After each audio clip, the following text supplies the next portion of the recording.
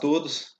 Então, continuando dando sequência aqui na nossa aula sobre cultura do sorgo, nós encerramos a última videoaula falando sobre a classificação agronômica, que a gente tem então o sorgo do tipo granífero, né, que tem porte menor, com adaptação à colheita, que é destinado então à produção de grãos. Esses grãos vão servir de alimentação animal, que é o destino mais comum, mas pode ser industrializado para a produção de amido também. Falando também do sorgo forrageiro, que dentro desse sorgo forrageiro, que normalmente são plantas de porte alto, nós temos aí classificados o sorgo sacarino, o sorgo silagem, o sorgo corte e venação, o sorgo utilizado para produção de palhada, para cobertura morta, e também esse tipo especial, mais localizado aí no norte de São Paulo, do estado de São Paulo, que é o sorgo do tipo vassoura. Bom, hoje, nessa videoaula, então, nós vamos falar sobre a morfologia da planta de sorgo. Ela tem muita semelhança com a planta de milho em termos de morfologia. Nas fases iniciais dá para confundir bastante uma planta com outra, porém, quando chega então a fase mais adiante, né, na fase de diferenciação floral e reprodutiva, totalmente diferente, a gente identifica bem no campo. O sorgo é uma planta tipicamente tropical, com adaptação aí a temperaturas bastante altas, tolera temperatura muito alta mesmo.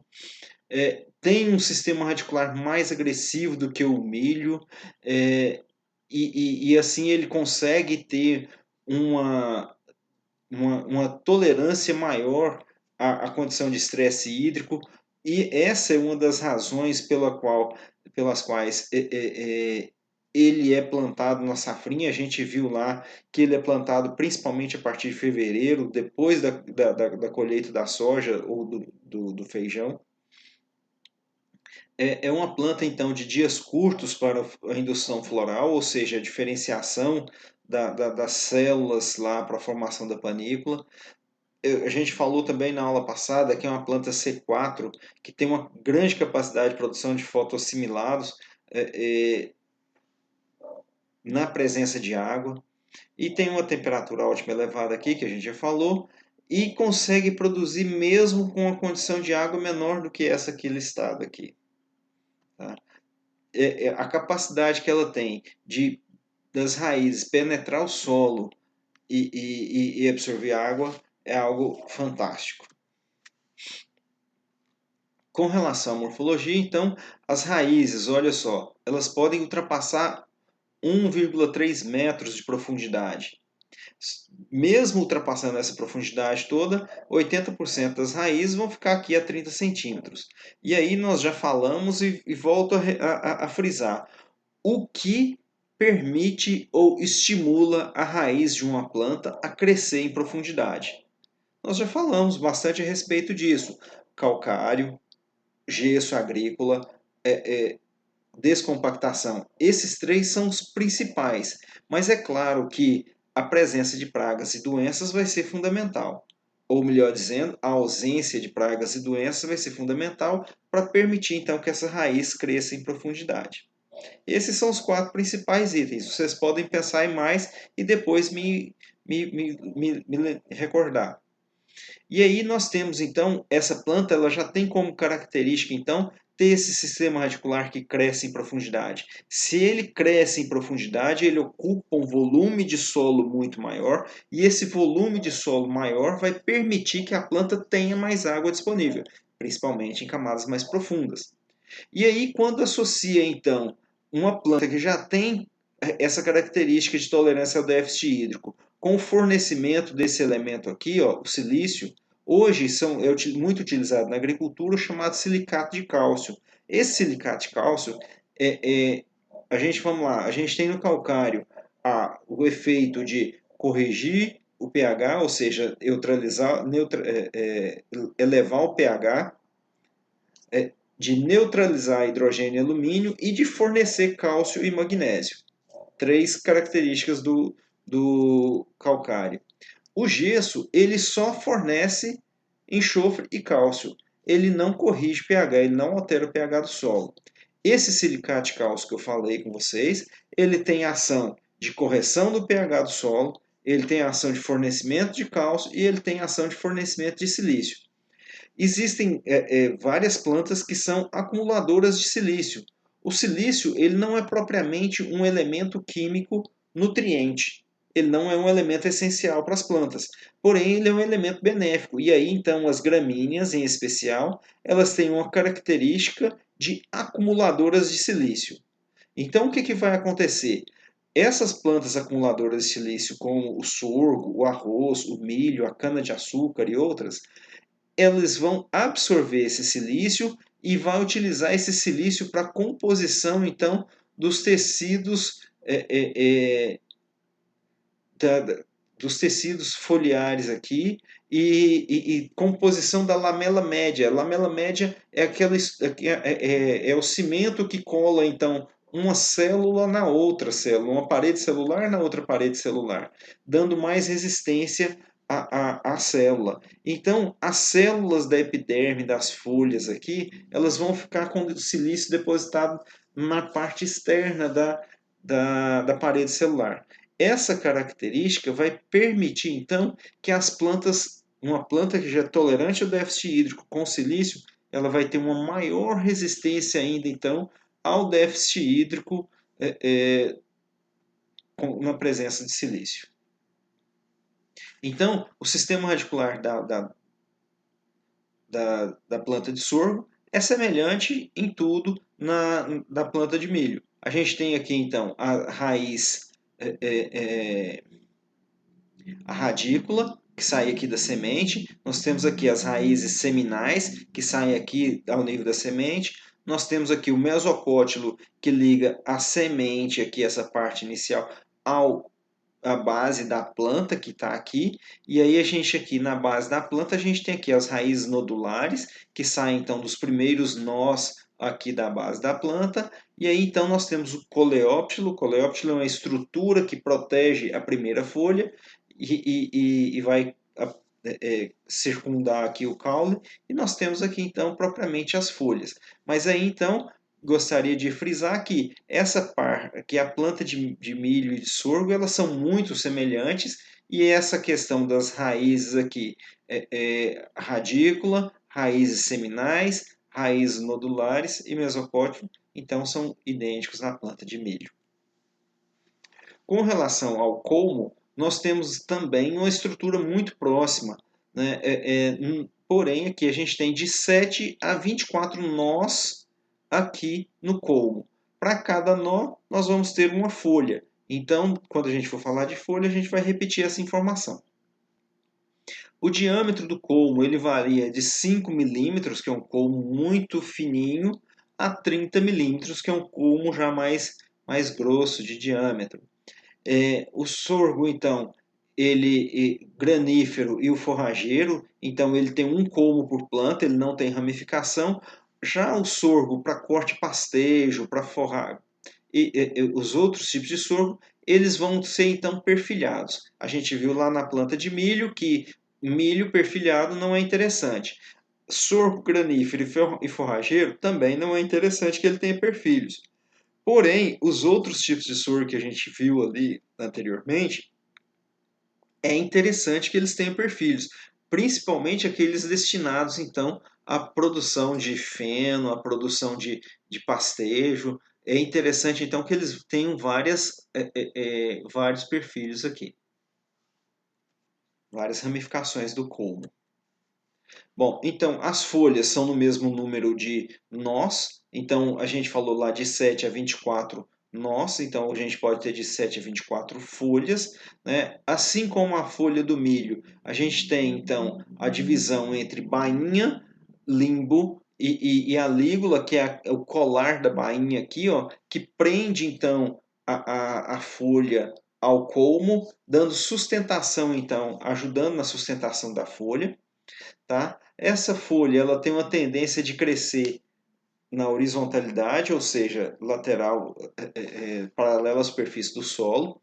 Tem pode chegar até 1,3 metros de comprimento, tem 0,15 de largura ou 15 centímetros de largura, divide-se em bainha e limbo. limbo, então, é a folha em si, e bainha, então, a estrutura que prende ao colmo. E aí, então, na colar da bainha aqui, assim como o milho, eu vou contar, então, a folha que está expondo o colar da bainha. Esse colar é chamado de lígula. Então, a gente vai ter, então, aqui a distribuição dessas folhas no colmo da planta de acordo com o número de nós. E a última folha, ela tem uma função especial, porque quando a panícula está sendo empurrada para fora do cartucho, ela tem a função de proteger essa panícula, e futuramente ela vai ter como função o enchimento dos grãos. E ela tem um percentual, responde para um percentual alto de fotoassimilados, então, que vai preencher os grãos, vai encher esses grãos, vai contribuir para a maturação e formação desses grãos.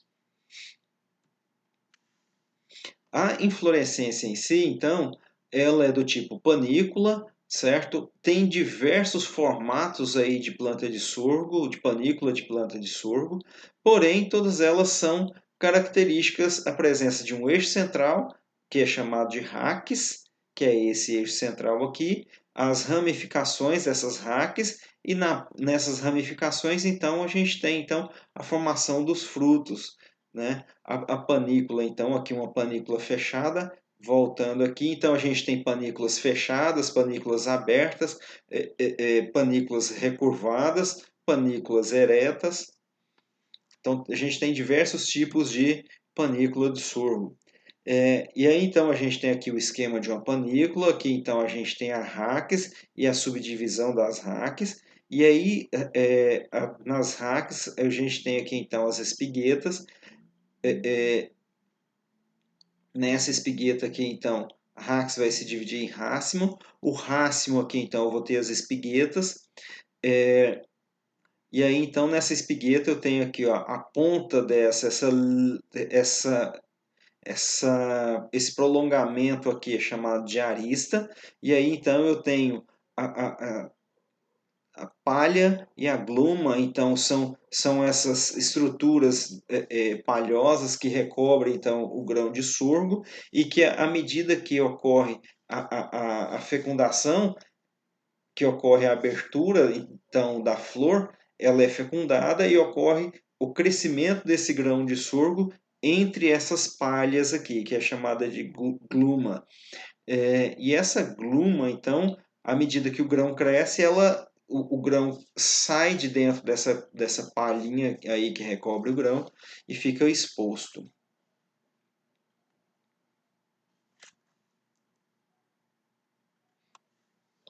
E aí, então, a gente tem o fruto. A gente tem um fruto que é um fruto seco do tipo cariopse, ou seja, assim como o trigo, o arroz, o milho, o sorgo então tem esse fruto tipo cariopse. O que é esse fruto tipo cariopse? Vocês viram lá quando a gente falou da estrutura do milho, o milho ele tem então o pericarpo colado no grão. Esse pericarpo, então, se a gente pegar, por exemplo, o fruto do café, o pericarpo ele é solto do grão. A gente tem entre o pericarpo e o endocarpo, a gente tem uma estrutura gelatinosa, ou seja, tem uma polpa ali. Se a gente pegar, então, por exemplo, a manga, a gente tem, então, o pericarpo, que é a casca, a polpa, e por dentro a gente tem, então, o endocarpo e a semente. Então, esse pericarpo aqui do fruto, esse tipo de fruto cariopse, então, o pericarpo é colado na semente. Podem ter teores variáveis de tanino. Esse tanino, então, são substâncias produzidas pela planta de sorgo e que levam, então, fala de resistência a pássaros, nós comentamos na videoaula anterior, que no instituto lá no Campos Arinos foi plantado sorgo com tanino e os pássaros da família dos papagaios, dos periquitos, fizeram a festa, comeram até mesmo.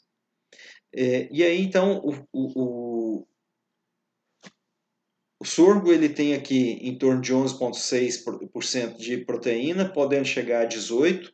Né? Tem em torno um teor de amido de 65 a 72% da matéria seca e em torno de 10 a 11% de fibra.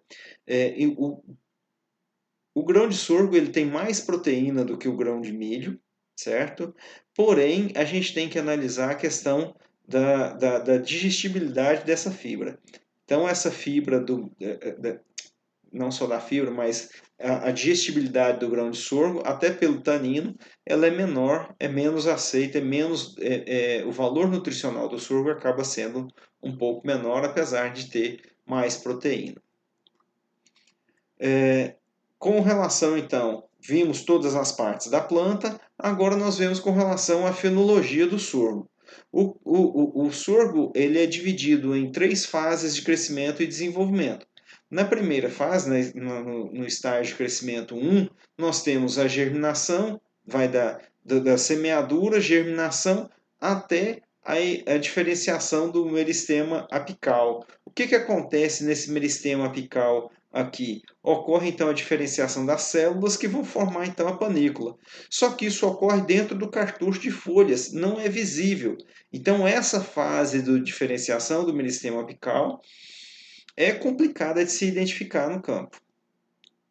A fase 2, o estágio de crescimento 2, ocorre então a diferenciação do meristema apical em inflorescência até a antese. O que vem a ser a antese? A antese então é quando tem a exposição dessa panícula e à medida que a planta vai expondo a panícula, ela vai abrindo as flores. E aí então a gente tem o florescimento ocorrendo no sorgo das flores mais de cima para as flores mais de baixo. Então, quando eu tenho 50% de antese, eu chego aqui então no estágio de crescimento 3, que é da antese até a maturação dos grãos. Então, a partir do momento que a planta expõe a panícula, eu começo então com a fase de crescimento 3, com o estágio de crescimento 3, e aí então essa planta então ela entra no período de maturação. E aí então a gente tem a fase inicial de germinação até a diferenciação, da diferenciação até a antese e a fase 3 então da maturação. O que acontece? Nós temos o estágio zero. O estágio zero é entre a semeadura e a emergência. Essa emergência ela ocorre entre 4 a 10 dias. E aí a gente já viu a mesma condição lá para a cultura do sorgo. Depende da condição de temperatura, principalmente. Como é uma planta tipicamente tropical, ela precisa de temperaturas mais altas para ter uma germinação mais rápida. A fase de emergência da plântula acontece da semeadura ao surgimento do coleóptilo na superfície do solo. Esse é o estágio zero. A semente ainda tem pouca energia para promover o arranque inicial. Então, a planta de milho, de sorgo, ela é mais deficitária ainda na cobertura do solo do que a planta de milho, que a gente viu que é uma planta que tem dificuldade de produzir biomassa, folha para cobrir o solo, para aumentar a competição com planta daninha. O sorgo, mais ainda. Por isso a gente trabalha com uma população maior de plantas de sorgo por hectare. E aí então a gente tem aqui, ó, o estágio de crescimento 1 corresponde à fase vegetativa, então que vai do estágio 0, que é a emergência, até o estágio aproximadamente aqui, ó, colar da quinta folha visível. A partir dessa quinta folha visível, eu tenho então a fase reprodutiva. O que acontece a partir dessa quinta folha visível? Quinto colar de folha visível? Eu tenho a diferenciação da panícula. E aí, essa diferenciação da panícula, essa fase reprodutiva, na realidade, ela não é visível. Tá? Eu só vou ver essa fase reprodutiva quando tiver o emborrachamento. O que é esse emborrachamento? É a fase que antecede a exposição então da panícula. A panícula está lá dentro do cartucho, à medida que ela cresce, que a planta expõe, que o colmo cresce, ele expõe então a panícula e aí então tem essa fase chamada de emborrachamento. Quando está dentro do cartucho, o cartucho de folha chega a ficar entumecido, barrigudinho ali, como botando então essa panícula para fora. A fase de maturação, então, vai do estágio 6, que é então esse emborrachamento, que é quando a panícula é exposta, eu tenho, e à medida que ela é exposta, eu tenho florescimento. Quando eu tenho 50% então da panícula exposta, eu vou ter 50% da floração das espiguetas floridas. E aí, então, a sequência eu tenho aqui ó, os grãos leitosos, grãos pastosos e maturação fisiológica. A planta de sorgo, então, ela vai ter então essas três fases de desenvolvimento, estágio de crescimento 1, 2 e 3, que corresponde à fase vegetativa, reprodutiva e de maturação, respectivamente. Comparativo da escala fenológica do milho com a escala fenológica do sorgo. Então, eu vou ter aqui em torno de comparativo, né, com o estágio de crescimento 1 até a diferenciação floral, quando eu tenho aqui na planta de milho definição do potencial produtivo, definição do número de fileiras de grãos, correspondente aqui às 8 folhas. No estágio de crescimento 2, eu vou ter então o período que antecede o florescimento, da diferenciação ao florescimento. No estágio de crescimento 3, eu vou ter então do florescimento até a maturação fisiológica, formação então do grão propriamente dito. Então tá aí comparando as duas escalas fenológicas do milho e do sorgo. Bom, como a gente disse que a planta de sorgo é uma planta de dia curto, nós precisamos entender o que é essa questão dos dias curtos. Quando a gente tem aqui, então, aqui embaixo, o equinócio de primavera, que é o que a gente está vivenciando agora, dias extremamente quentes. Então, aqui, ó, por que a gente está passando por esses dias quentes? Primeiro, porque a nebulosidade é baixa, a umidade relativa do ar é baixa, a quantidade de radiação que chega na superfície da Terra é muito grande. E aí, então, nós temos o Sol caminhando, então, na realidade, o eixo de inclinação da Terra, à medida que ele gira aqui, ele vai expor, então, aqui nós estamos expondo o hemisfério sul. Então, à medida que caminha daqui para cá, que passam os dias, a gente vai caminhando para cá e vai expondo cada vez mais o hemisfério sul à radiação. Então, a gente tem aqui, então, a nossa primavera escaldante. E o que está acontecendo nesse caminhar do planeta Terra daqui para essa posição aqui, dessa posição chamada 1 aqui de primavera, para essa posição 2? Está aumentando o número de horas de luz. Então, essa não é a época de cultivo do sorgo como planta de dia curto. Se eu plantar o sorgo nessa condição aqui, ele vai prolongar mais o ciclo. Por quê? Porque o número de horas de luz está aumentando. À medida que eu estou aqui, nessa posição aqui, então 21 de dezembro, que é o solstício de verão, no hemisfério sul, o que vai acontecer dessa posição 2 para a posição 3? Com a inclinação do eixo da Terra, vai diminuir a exposição do hemisfério sul, aumentando a exposição do hemisfério norte.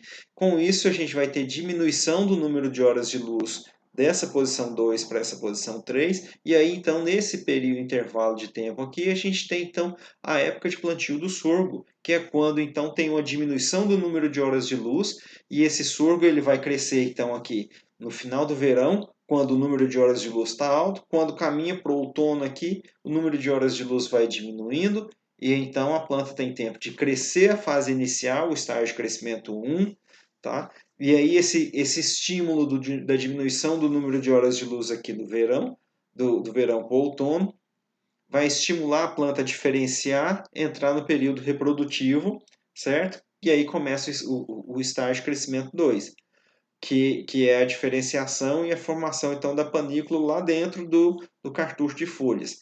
À medida que a gente então entra no outono,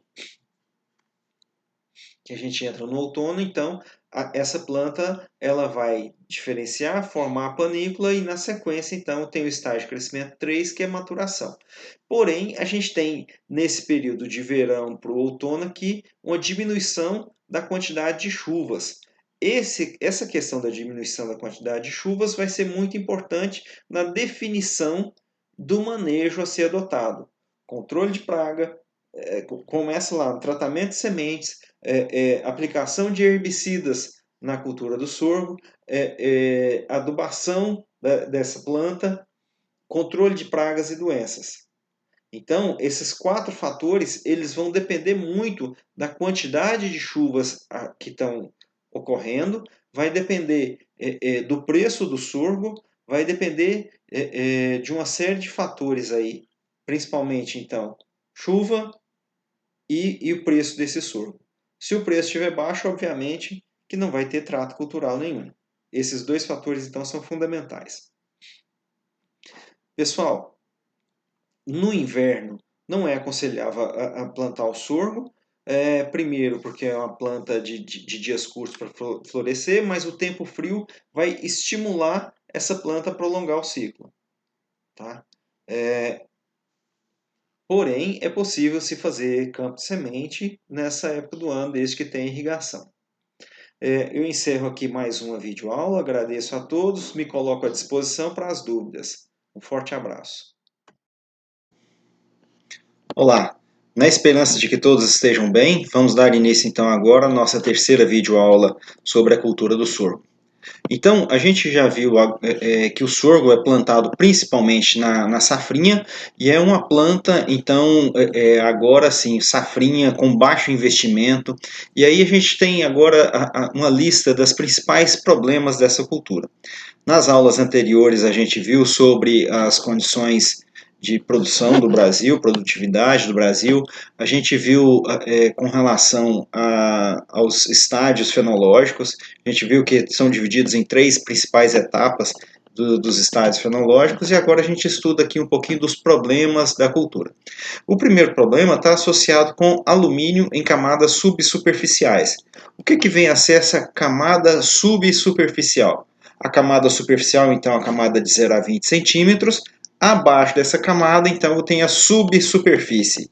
Até 20 centímetros, eu tenho a chamada superfície do solo. Essa subsuperfície, o que acontece? Normalmente, o calcário não chega até ela. Como não chega calcário até ela, o alumínio permanece, então, nessa forma trocável Al+3. Nessa forma trocável, ele não permite o desenvolvimento e crescimento das raízes. E aí é algo que eu tenho comentado com vocês na cultura do sorgo, aqueles que fazem a disciplina de cafeicultura eu falei também, e aqui também na cultura do sorgo, na cultura do milho, do sorgo e do café, que a gente tem trabalhado. E é importante para todas as culturas, porque afinal de contas a gente quer que o sistema radicular cresça e que ocupe o solo, que absorva a água e os nutrientes. E aí então, com o baixo investimento na cultura do sorgo, a gente tem então camadas subsuperficiais ácidas, né? A camada superficial ela é corrigida com pH, a camada de incorporação desse calcário fica então aí nesses 20 centímetros, corrige o pH, fornece cálcio e magnésio, neutraliza a acidez. Porém, nas camadas subsuperficiais, a acidez permanece. E aí, então, eu tenho um baixo investimento na cultura do sorgo. E aí, então, muitas vezes falta calagem, muitas vezes falta adubação NPK e muitas vezes os tratos fitossanitários também não são realizados.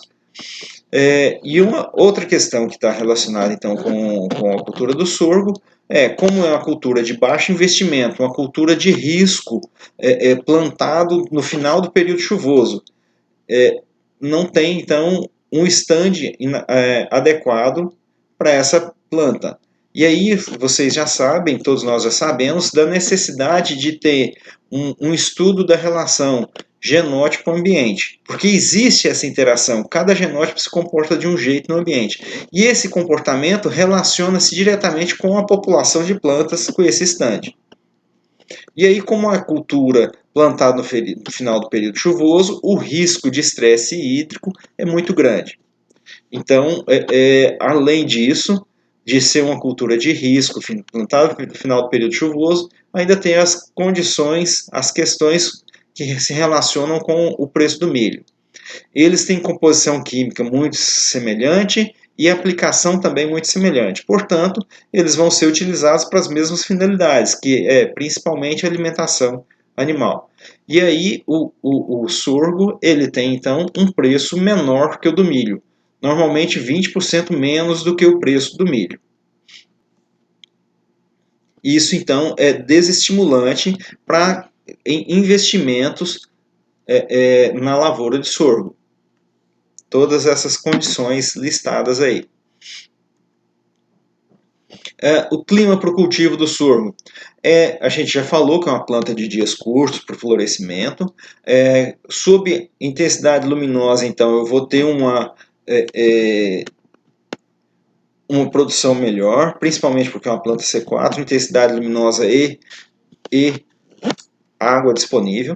E aí eu tenho uma maior sensibilidade dessa cultura na diferenciação floral, tanto com relação à luminosidade, que excesso de alta taxa de luminosidade associado com déficit hídrico pode levar então, principalmente nessa fase aqui, pode levar então a deficiência na formação dos grãos do sorgo. A panícula intercepta cerca de 15 a 40% da radiação, então aqui isso aqui vai atrapalhar então a planta a fazer fotossíntese. Então essa interceptação da radiação pela panícula ela é importante porque ela vai diminuir então a taxa de acumulação de fotossíntese, de fotoassimilados então, pela planta e afeta logicamente a formação do grão. Então o tipo de panícula, o formato da panícula aqui vai ser importante. Você se recorda, na aula passada a gente mostrou imagens de vários tipos de formação então da panícula. E aí, então, as panículas, quanto mais ela se abrir, mais eu vou ter, então, a interceptação dessa radiação.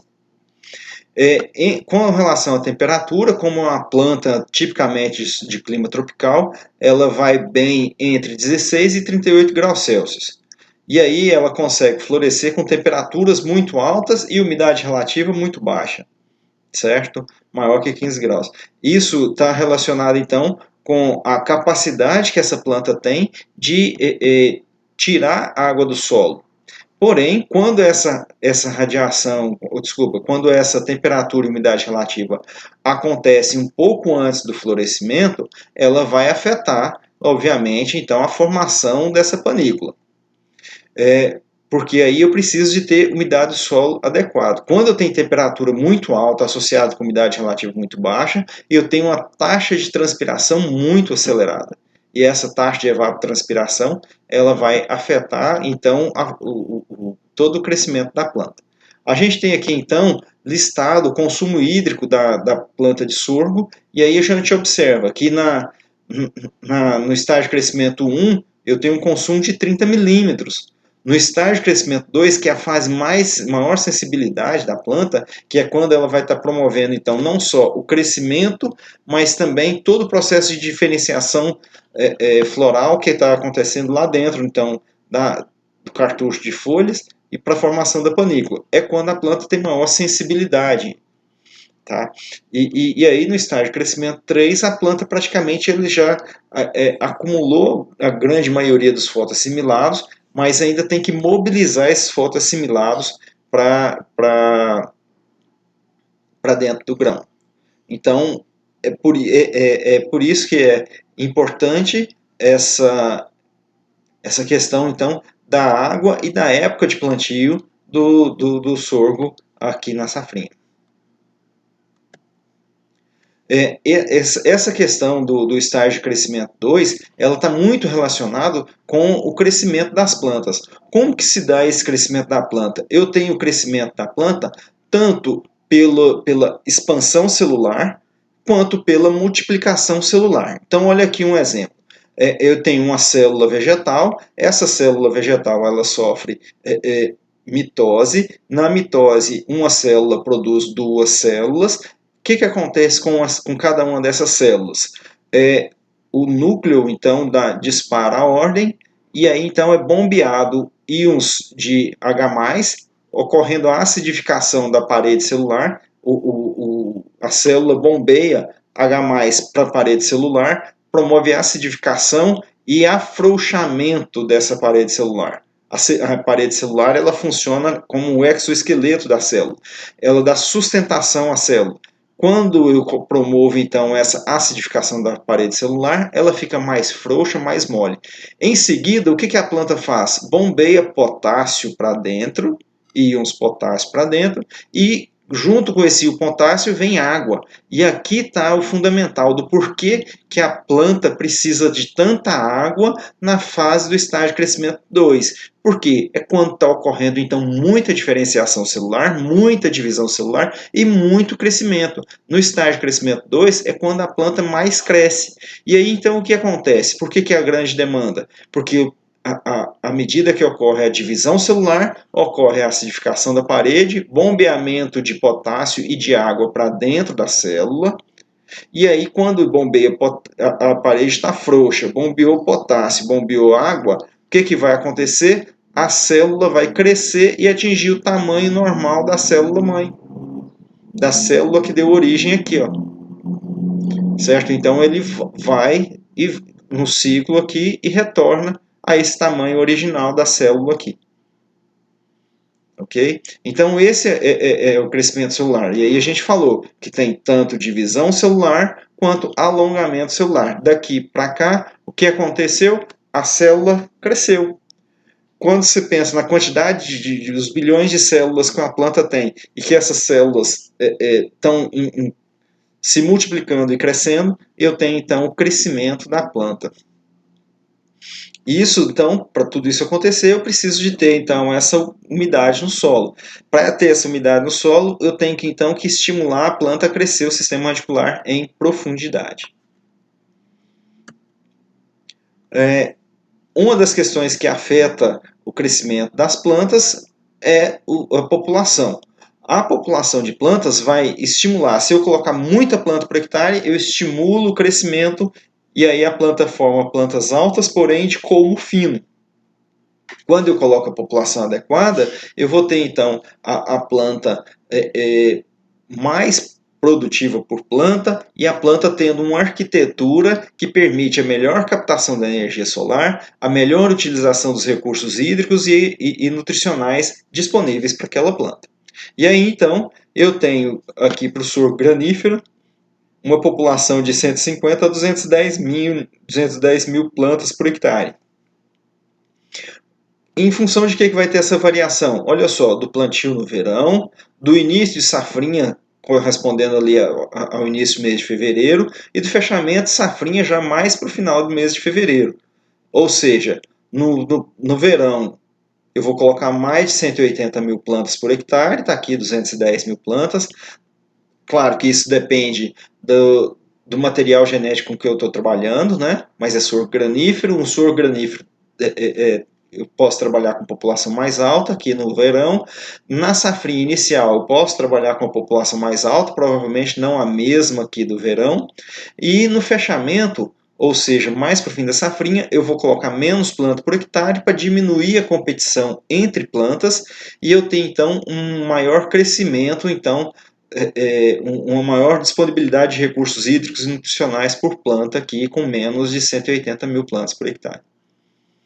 E aí eu tenho aqui exemplos então para sorgo sacarino, sorgo corte pastejo.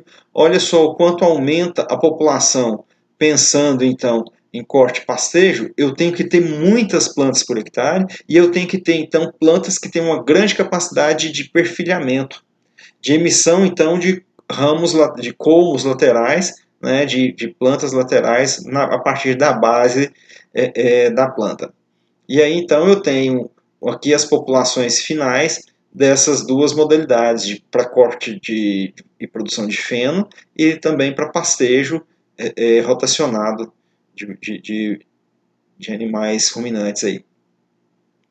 E aí, para produção de silagem, o milho de silagem, o sorgo de silagem, então, eu tenho então aqui duas condições, uma boa condição geral, ou seja, no plantio no verão, eu vou trabalhar com mais de 100 mil plantas por hectare, numa condição desfavorável, ou seja, plantar o sorgo numa safrinha, menos 100 mil plantas por hectare.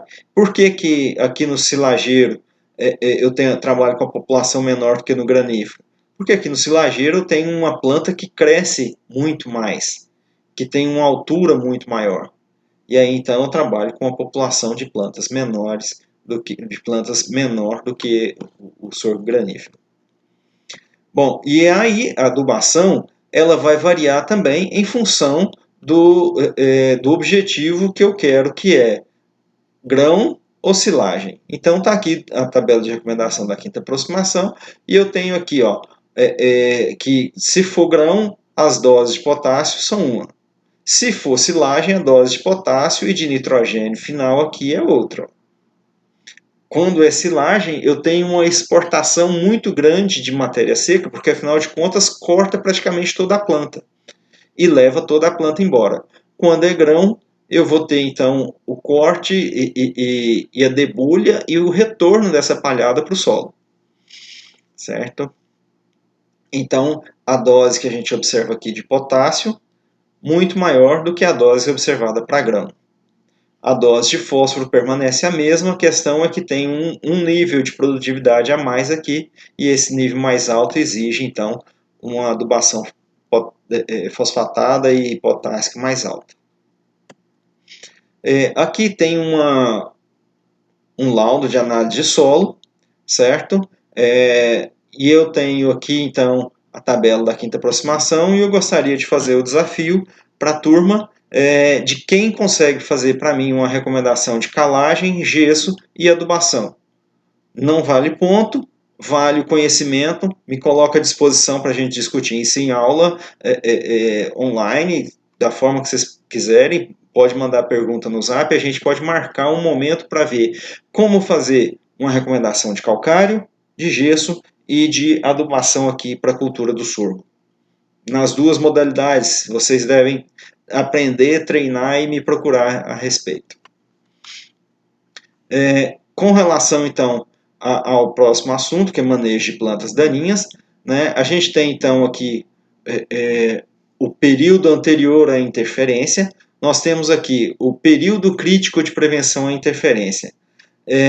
Então, a gente sabe que a cultura do sorgo, assim como a cultura do milho, ela tem um problema seríssimo de competição aqui inicial com as plantas daninhas, uma vez que elas têm baixa capacidade de fechamento das entrelinhas e baixa capacidade de cobrir aqui para dificultar o crescimento das plantas daninhas. Então, essa aqui a gente mostrou essa mesma imagem na cultura do milho, a lavoura de preguiçoso, não teve quem capinasse, não teve quem aplicasse herbicidas aqui. E aí, então, essa interferência ela vai depender da cultura, como a gente viu lá para a cultura do milho, em relação à espécie, a cultivar, a densidade de semeadura e espaçamento entre linhas. A gente sabe que quanto mais aberto a gente deixar o espaçamento, mais favorável para as plantas daninhas. Então, eu tenho que ajustar a população de acordo com o local, com o ambiente, para que a planta cresça com a adubação, para que a planta cresça e ocupe o solo e preencha o solo o mais rápido possível, para não deixar espaço para a planta daninha. Claro que depende também não só da cultura, mas também da comunidade infestante. E aí a comunidade infestante a gente tem plantas daninhas mais agressivas e menos agressivas. E não só a agressividade dessas plantas daninhas, a capacidade que elas têm de crescer e de ocupar área, mas também a densidade e distribuição dessas plantas daninhas na área. E aí o controle ele deve ser realizado entre a terceira e a sétima folhas. E aí então a gente tem que lembrar que a folha é considerada desenvolvida quando eu tenho o colar da bainha sendo exposto lá no cartucho. A partir do momento que ele está abaixo do cartucho de folhas e que expõe então o colar da bainha, a gente tem então a planta, a gente conta aquela folha como desenvolvida. E aí então aproximadamente até 18 dias após a emergência eu tenho que estar fazendo esse controle. Tá? Antes de 18 dias, a gente está nesse período anterior à interferência. E aí, quais as formas de manejo das plantas daninhas? A principal forma de manejo é o chamado manejo integrado de pragas, doenças e plantas daninhas. E aí, então, a primeira questão é manejo preventivo. Então, previamente, eu vou, então, trabalhar com cobertura vegetal, que já vem, então, o controle cultural, mas eu posso estar utilizando também mecânico. Esse implemento aqui, isso aqui já deixou de ser utilizado há muito tempo, principalmente por causa do sistema de plantio direto, porque ele provoca aqui, então, um revolvimento muito grande do solo.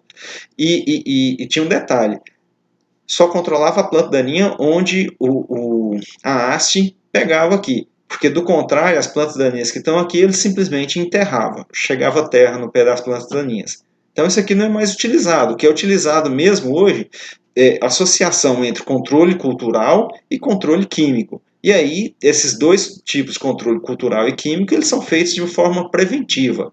Então, controle preventivo, na realidade, é um momento, não é um tipo específico de controle. Tipo específico de controle eu tenho mecânico, cultural e químico. E aí, então, esse controle ele deve ser feito de forma preventiva, ou seja, antes da implantação da cultura, eu já tenho que estar pensando como fazer e o que fazer, evitando então esse revolvimento, evitando solo descoberto, porque capinar um solo desse aqui úmido, revolver um solo desse aqui úmido, eu vou ter planta daninha nascendo aí rapidamente, principalmente em temperaturas mais elevadas. E aí, a principal forma de controle das plantas daninhas na cultura do sorgo é associado ao cultural, que é dar condições para a planta do sorgo desenvolver, é o manejo de planta daninha aqui com os herbicidas. E a cultura do sorgo ela é extremamente limitada com relação a qual produto utilizar. O principal produto utilizar na cultura do sorgo, sem dúvida nenhuma, é a nossa famosa atrazina. A atrazina é um herbicida que já tem aí mais de 40 anos de mercado e continua tendo uma boa ação, porque ela tem ação principalmente aqui, ó, em pré-emergência. Porém, ela tem uma ação também, que a gente já conversou, chamada pós-inicial. E aí, então, a gente tem herbicidas misturados, atrazina mais óleo mineral, e que podem ser utilizados em pós-emergência inicial das plantas daninhas. E porém, com relação ao sorgo, tem que tomar muito cuidado, porque existem alguns materiais que são sensíveis a essa aplicação com óleo. Tá? Mas o principal produto utilizado para a cultura do sorgo continua sendo a atrazina. E aí a gente tem as modalidades aqui, ó, pós-inicial, tá? Aqui com adição atrazina com óleo vegetal.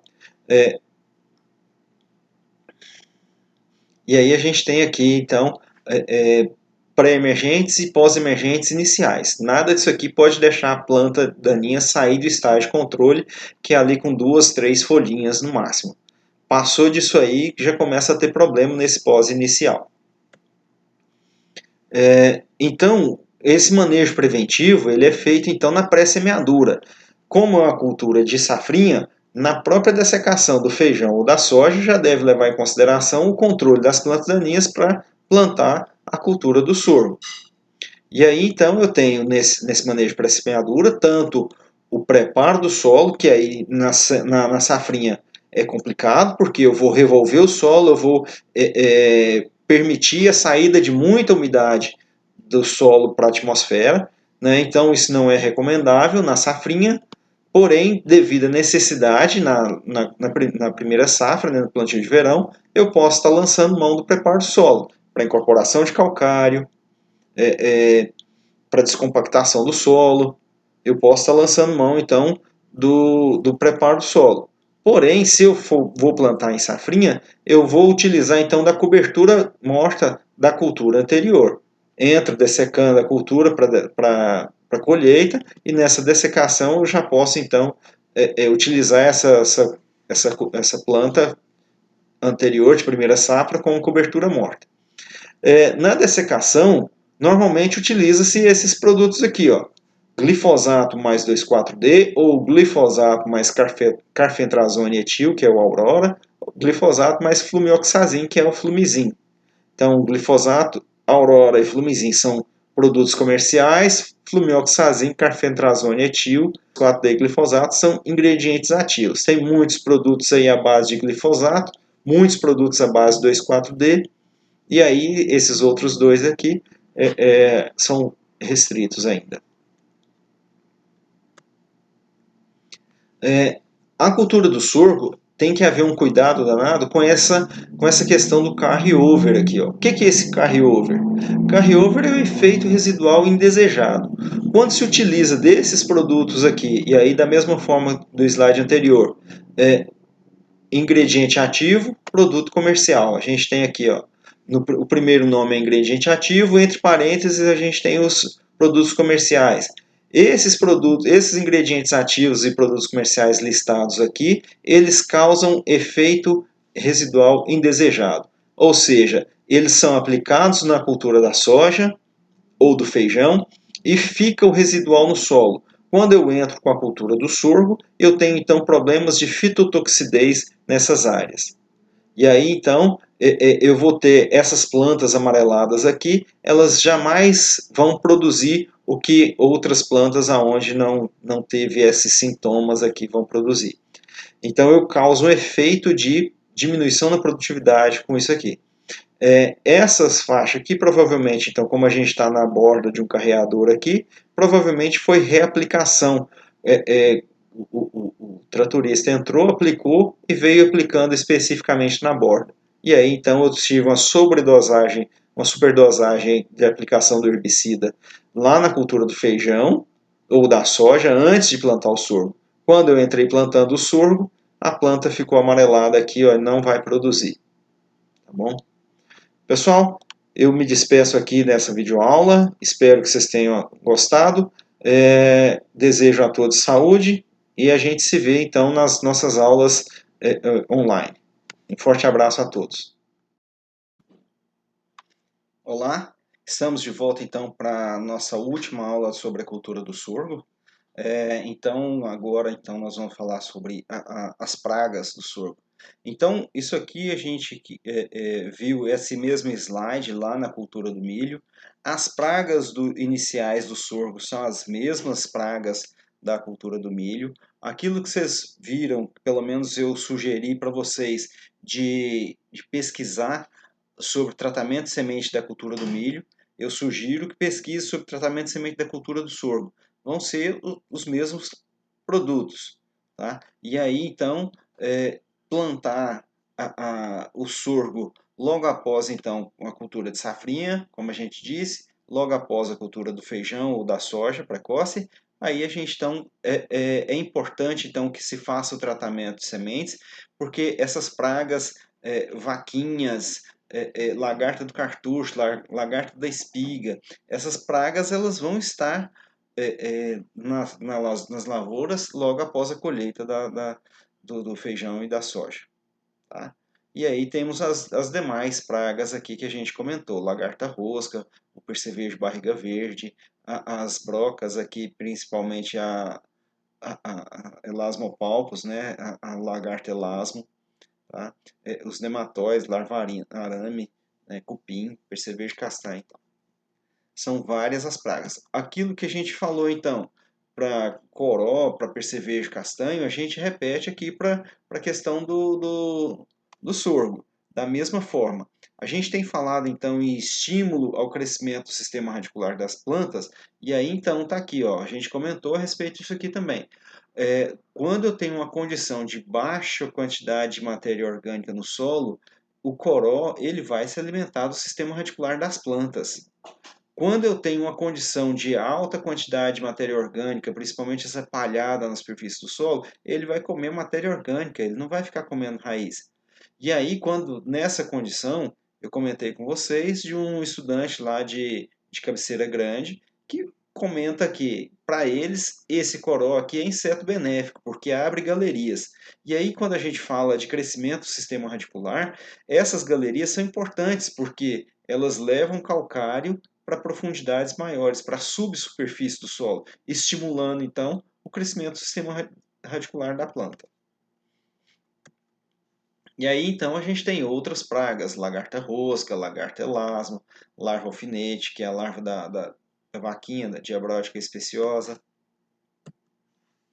nós temos da mesma forma que para o milho a questão da lagarta do cartucho, a Spodoptera frugiperda.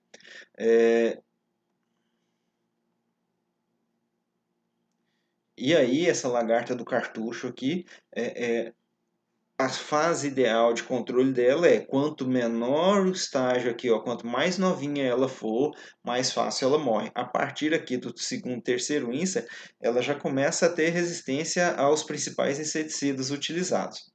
E aí, então, a gente tem que levar em consideração que é uma praga que tem uma capacidade de reprodução muito alta e que ela vai, os primeiros sintomas vai ser a raspagem e depois, então, vai causar furos e destruir a área foliar da planta de milho, sorgo, arroz, o feijão, a soja, dependendo da população, causa muitos problemas. E aí, então, tenho aqui uma porcentagem de plantas raspadas para entrar com controle químico. E aí a gente lembra mais uma vez que sorgo é cultura de segunda safra, de baixo investimento. Dificilmente, então, você vai entrar com um controle diferente de um piretroide, um inseticida piretroide, que é um dos que são inseticidas mais baratos. Tá? Dessa forma, a gente vai ter, então, controle químico mais limitado. Tá? E aí tem os controles biológicos, que são utilizados lá na cultura do milho, que podem ser utilizados na cultura do sorgo. Porém, tem que se pensar aí o que se fazer em termos de custo da produção de sorgo. E aí, então, a gente tem a observação. Aqui um guia da Pioneer para estar observando o tamanho da lesão causada pela Spodoptera. Esse aqui, no caso, foi desenvolvido para o milho, mas é o mesmo padrão de observação para a cultura do sorgo. Tem que olhar a área raspada, o tamanho do raspado, para identificar em que fase que a lagarta está. Quando você começa a ter furos, aqui então, nessas três aqui, eu tenho folha lisa, sem ataque, que começou a ter raspagem aqui, medindo o tamanho do raspado. E aí, quando à medida que a gente vai descendo aqui, a gente começa então a ter raspado grande, tem furo. E aí, então, quando eu chego aqui nessas fases aqui de furos, aqui a gente já tem as lagartas fora do estágio de controle. Tá? Então, o estágio de controle é sempre antes. Tá bom? A gente tem aqui, então, problemas com a broca da cana-de-açúcar, Diatreia saccharis. Ela é uma praga importantíssima na cultura do milho, do sorgo, do arroz, e ela abre essas galerias, aqui então a foto de um colmo de cana-de-açúcar, né? A oviposição dessa mariposa, está aqui os adultos. Então está aqui os adultos. Aqui a gente tem uma vespinha parasitando os ovos, colocando seus ovos, utilizando os ovos da mariposa aqui, da Diatreia saccharis, para criar os seus filhotes. E aqui a gente tem a Cotésia flavopix. Essa aqui é a vespinha de Uganda, da África, e ela tem uma afinidade muito grande com a lagarta da broca da cana-de-açúcar, de forma que quando é possível multiplicar essa vespinha em laboratório, em condições controladas, e soltar essas vespinhas, no caso da lavoura de cana-de-açúcar. Isso aqui a gente vai mostrar de novo quando a gente for falar da cana-de-açúcar. Mas o que acontece? Nos, Onde tem usina, eles então têm uma biofábrica. Nessa biofábrica, eles criam então as lagartas, as mariposas, para ter aonde multiplicar essa vespinha aqui. E essa vespinha, então, a cotésia, chama-se Cotésia flavopix. Essa cotésia, ela ovoposita dentro da broca da cana-de-açúcar. E aí, à medida que os ovos eclodem e as larvas da cotésia parasitam, comem lá a lagarta, ela morre. Então, o que acontece? No laboratório é criado, então, tanto a lagarta quanto a vespinha. E aí essa vespinha solta nos canaviais. E ela tem uma afinidade tão grande com a broca da cana que ela encontra o furo e vem aqui dentro desse furo aqui e ovoposita na lagarta, matando a lagarta. E aí outra praga que a gente tem são os pulgões, tanto do verde do sorgo quanto pulgão do milho. Tá aqui os nomes deles. Essas pragas então são pragas que vão sugar a seiva da planta, vão promover um definhamento, porque tem uma população, normalmente quando eles atacam numa população muito grande, eles se multiplicam muito facilmente. Tá? Eles têm capacidade de multiplicação por partenogênese. Lembra que é isso? Vai pesquisar.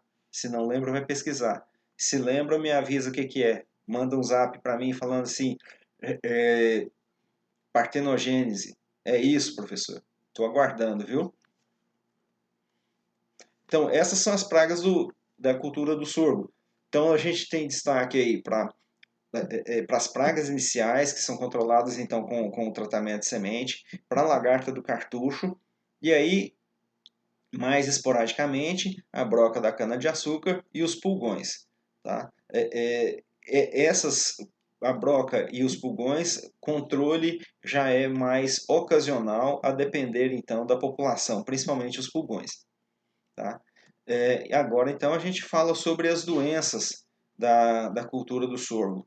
Vai ter o grupo específico, vai falar tanto sobre pragas quanto sobre doenças da cultura do sorgo, mas está aqui, ó, a antracnose causa essas lesões são muito comuns nas folhas de sorgo, essas lesões enegrecidas com tons de vermelho e preto aqui, tá?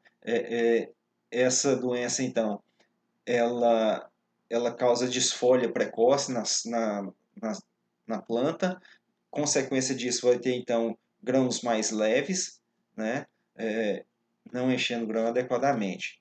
Pode então, em danos mais severos, causar problema então na, na, na densidade dos grãos, no peso do final dos grãos. Nós temos aqui então a mancha de Xeroilum tursicum ou de eumintosporiose. Essa mancha então é semelhante lá no milho, com manchas alongadas nas folhas, também provocam então desfolha precoce da planta e baixo enchimento de grãos. Aqui nós temos então a ferrugem do sorgo, a Puccinia purpúrea, e ela então causa pequenas lesões, que essas lesões então, à medida que elas aumentam aqui, elas vão então coalescer da mesma forma que as demais, diminui a área fotossintética da planta de sorgo, diminuindo o peso final de grãos. E aqui nós temos essa doença aqui do sorgo, que é o míldio, Peronosporospora sorg. Essa doença, então, ela causa essas estrias radiais aqui, ó, na folha essas estrias acompanhando a nervura do sorgo. A planta de sorgo que adoece com essa doença aqui, ela fica inviável, ela não chega a não produzir grãos. Tá? É uma doença bastante severa quando a planta é sensível. E aí, por fim, para a gente finalizar então o conteúdo de sorgo, nós temos essa doença aí. Quem é da Chapada Gaúcha, que trabalha com semente de capim, conhece essa doença. Isso aí é o chamado ergot, é a doença açucarada. Então, o fungo coloniza então as flores e aí faz a planta liberar essa goma açucarada aí. E aí, onde tem esse problema, a gente vê aqui, ó, não tem grão, não produz grão. E aí, eu espero então que o grupo de seminário que vai falar sobre doença reforce um pouco sobre essas doenças e apresente algumas medidas de controle. Pessoal, nós encerramos então o conteúdo de sorgo aqui. Eu espero que vocês tenham entendido aí e qualquer coisa estamos à disposição por e-mail, pelo WhatsApp. Me coloco aí à disposição de vocês. Um forte abraço a todos.